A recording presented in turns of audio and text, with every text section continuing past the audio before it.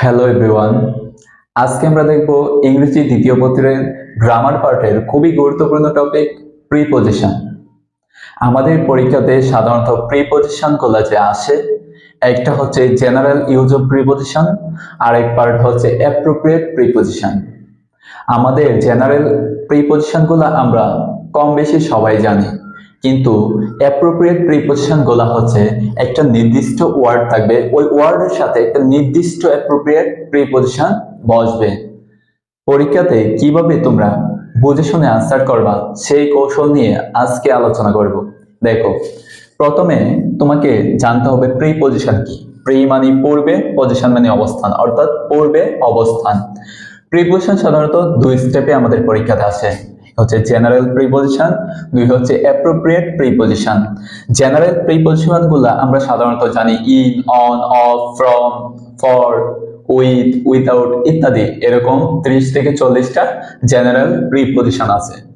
Appropriate preposition হচ্ছে একটা শব্দের সাথে নির্দিষ্ট করে একটা প্রিপজিশন বসে, যেমন অ্যাডিক্টেড টু, অ্যাডিক্টেড এর সাথে টু হচ্ছে নির্দিষ্ট কইরা বসে।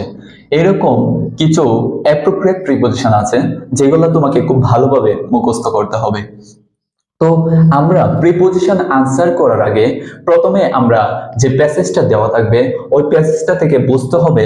দেখো, দুইটা পয়েন্ট আমরা খেয়াল করব।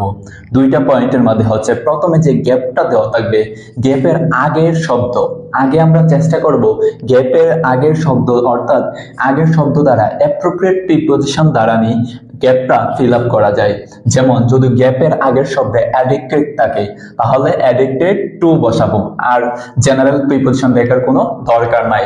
গ্যাপের আগের শব্দ যদি হ্যাঙ্কার থাকে তাহলে হ্যাঙ্কার আফটার বসাবো। গ্যাপের আগের শব্দ যদি সাফার থাকে তাহলে সাফার ফ্রম বসাবো। গ্যাপের আগের শব্দ যদি অ্যাট থাকে তাহলে আমরা অ্যাট টু বসাবো। গ্যাপের আগের শব্দ যদি প্রে থাকে তাহলে প্রে ফর বসাবো। এরকম অ্যাপ্রোপ্রিয়েট প্রিপজিশন গুলো যখন আমরা পারবো তখন আমরা প্যাসেজ বা যেটা দেওয়া থাকবে ওইটা থেকে শুরুতে দেখবো গ্যাপের আগের শব্দ দ্বারা আমাদের প্রিপজিশন গুলো হচ্ছে কিনা। তোমাদের পরীক্ষাতে অ্যাপ্রোপ্রিয়েট প্রিপজিশন থেকে 6 থেকে 7টা আসবে।